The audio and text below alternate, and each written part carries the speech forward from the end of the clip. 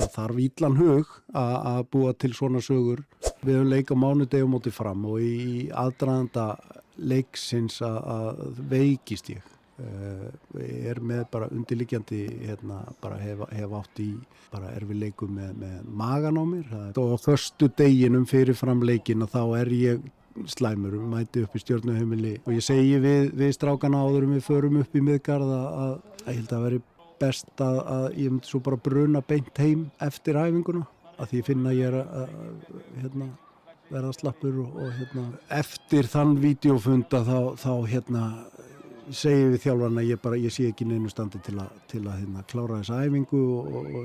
bið þá að klára hana og það sé best að ég drífi mig bara heim. Það fór nú ekki betur en svo að ég rétt bara komst inn í klefa upp í Miðgarði áður en bara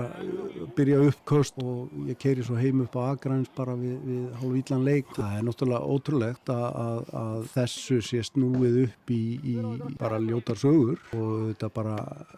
skammarlegt fyrir félagið að minn heiður og mín heilindi séu dregin í efa í starfi að ég hef ekki sinnt starfinu mínu og verið fjarverandi af æfingum og farið snemma heim af æfingum sem eru tilkomin vegna þessara veikinda. Það þarf illan hug að búa til svona sögur upp úr þessu og það alveg ljóst að það einhverjir aðilar innan Stjörnunnar sem eru tilbúin til þess.